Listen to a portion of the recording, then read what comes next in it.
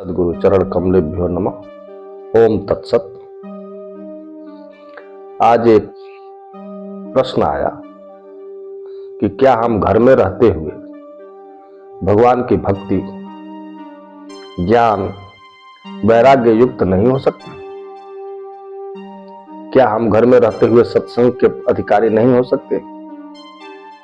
क्या हम घर में सब कुछ करते हुए निर्लिप्त भाव से भगवत भजन करते हुए मुक्त नहीं हो सकते? तो मेरा इसमें जो भाव है, मेरी जो जानकारी है, उसको मैं आपके सम्मुख रखता हूं। इसी विषय पर मैंने सोचा कि इसका वीडियो भी बना लिया जाए और जो भी शुभेच्छु बंधुजन हैं उनके सम्मुख भी इसको रखा जाए, वो भी अपना भाव विचार व्यक्त करें। आपके भावों का स्वागत है। महाराज जी के धर्म ग्रंथ में मेरी धर्म यात्रा में एक प्रसंग है, कृत्वा दृश्य विलयम।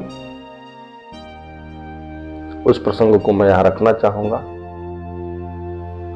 कृत्वा दृश्य विलयम अर्थात दृश्य का विलय करते हुए महाराज श्री के अमृत वाणी के अनुसार मैं और मेरा इस संसार में दो पक्ष हैं। मैं उस परमात्म तत्व का चेतन अंश रूप जीव जो इस संसार चक्र में अज्ञान के कारण फंसा पड़ा है, दुख कष्ट अभाव में पीड़ित है,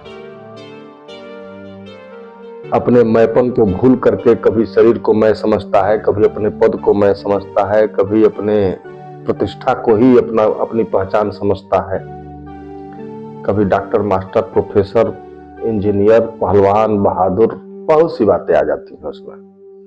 वास्तव में वह मैं कौन है, इसको छोड़कर वह बाकी सब कुछ बनने के लिए तैयार है। तो मैं जो मैं ही है, वह मैं न रह करके मैं सांसारिक पद, पोस्ट, प्रतिष्ठा, सम्मान आदि से जुड़ते हुए अपने मैं को उससे संयुक्त कर लेता है, जिसको मेरा कहा गया। तो इस दृश्य जगत, यह जगत चूंकि जागतिक अवस्था का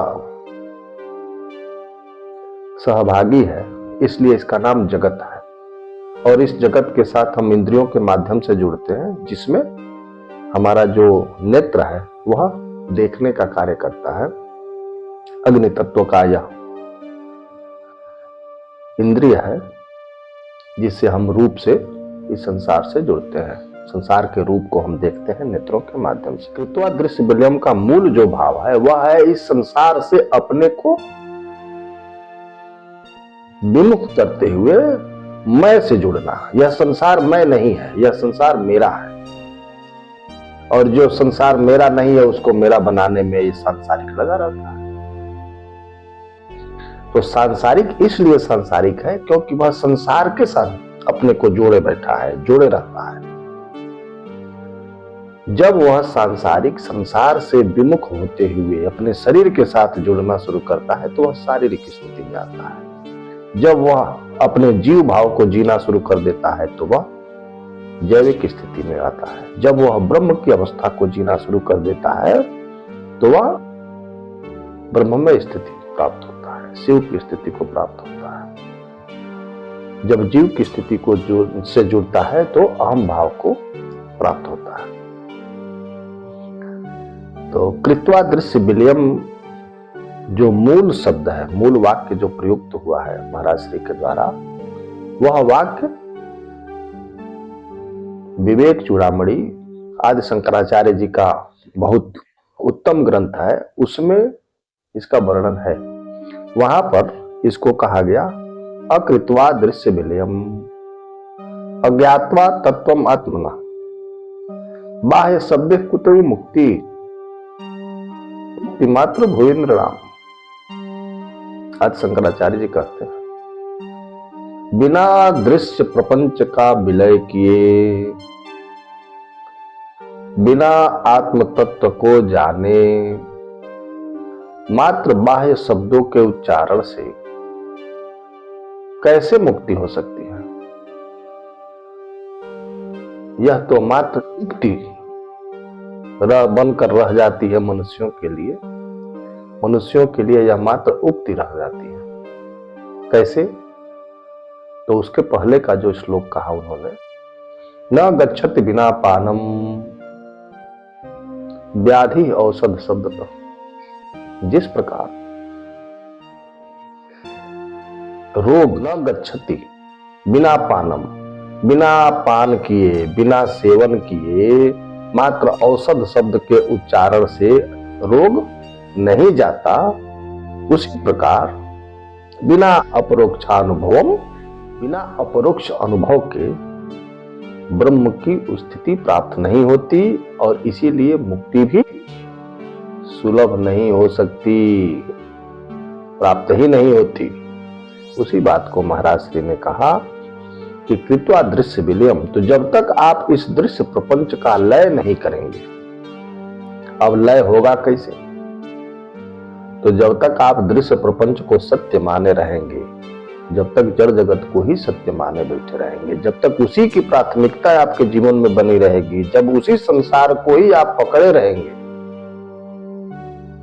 और फिर भी आप चाहें कि हम सत्संग से जुड़े, सत्संग वाला बने रहें, घर में हम सत्संग भी करा लें और तत्वदर्शी महात्मा, तत्वज्ञानी महात्मा को बुला करके आत्मा ईश्वर ब्रह्म का दर्शन भी कर लें और मूर्ति फोटो के आगे अगरबत्ती धूप बत्ती दीप दिखाते रहे, भोग चढ़ाते रहे, मूर्ति बनाते रहे, नाम जाप करते रहे, तो हमारी मुक्ति हो ही जाएगी। तो मैं इसको ये नहीं कहता कि ये नहीं होना चाहिए, ये होना चाहिए, लेकिन जिस प्रकार LKG UKG की पढ़ाई भी पढ़ाई है, फीस भी लगती है, सबसे अधिक मेहनत बच्चों का उसी क्लास में होता है, लेकिन उसकी किसी कक्षा में गणना नहीं होती है। LKG UKG में जो बच्चे पढ़ते हैं उनसे पूछिए कि तुम किस क्लास में पढ़ते हो, तो उसके पास कोई भी क्लास नहीं है। क्लास करने का तात्पर्य 1 2 3 4 5 6 7 8 नहीं है, वह अभी क्लास के लिए योग्यता प्राप्त करने में लगा हुआ है। LKG UKG में जा करके वह क्लास में बैठने की योग्यता प्राप्त कर रहा है। तो चाहे कोई भी महात्मा जी तत्वदर्शी हो, भगवत सेवक भक्त हो, जो भी वैराग्य की बात करते हो, ज्ञान की बात करते हैं, जी ईश्वर परमेश्वर की चर्चा करते हो, उनका प्रयास इतना ही है कि आप इस संसार चक्र से अपने को निवृत्त करने की तरफ बढ़े। मेरा से अपने को जितना अधिक से अधिक दूर कर पाएंगे, जितना अपने को निवृत्त कर पाएंगे, उतना ही आप मैं की तरफ बढ़ पाएंगे। और जब तक आप मैं तक नहीं पहुंचेंगे, तब तक आप ब्रह्म और परम तत्व की बात बोल जाइए। तो सबसे पहले तो अपने से जुड़िए। अभी तो हालत यह है कि संसार में फंसे पड़े हैं। पद चाहिए, प्रतिष्ठा चाहिए, भवन चाहिए, दुकान चाहिए, जसकीर्ति चाहिए, ये चाहिए, वो चाहिए, जो भी चाहिए वो सब संसारिक चाहिए। तो जब उपलब्धि आपकी सांसारिक है, जीवन ही आप संसार के पदार्थों में लगे हुए हैं, तो लास्ट में आपको क्या मिल जाएगा? तो सबसे पहले स्वयं से जुड़िए। जब आप स्वयं से जुड़ेंगे तब आप ब्रह्म और परब्रह्म की बात कर सकते हैं। सत्संग में यही सब बताया जाता है। सत्संग में यह सब बता करके कैसे करना है, कैसे आगे बढ़ना है, जीवन को कैसे जीना चाहिए, लोक और परलोक को कैसे उन्नतशील करना चाहिए, कैसे आत्म कल्याण होगा, कैसे आत्मोद्धार होगा, कैसे सत्य का संग होगा, ये सारी चर्चा परिचर्या, 2 शब्द है, एक है चर्चा और एक है चर्या। सत्संग चर्चा भी है और सत्संग चर्या भी है। चर्या है जीवन विधान, चर्चा है, विधान की वार्ता, प्रश्नोत्तर, शंका समाधान। तो इसलिए कहीं भी कंफ्यूज होने की जरूरत नहीं है। दोनों काम एक साथ कभी नहीं हो सकता। हंसे ठठाई फुलाई बिगालू, दोनों काम ना होई भुआलू।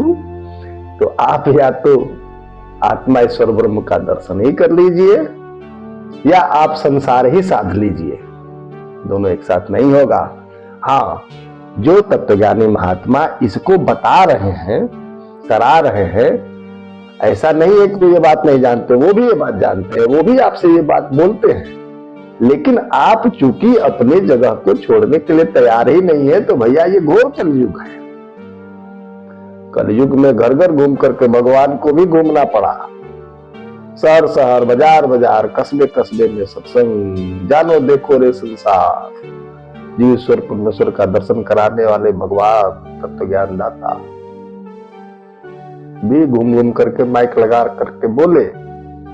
कितने लोग देखे, जितने लोग देखे कितने साथ चले, जितने लोग साथ चले कितने अंत तक रहे, जितने अंत तक रहे कितने टिके, आज के समय में कितने उस पर बने हुए हैं।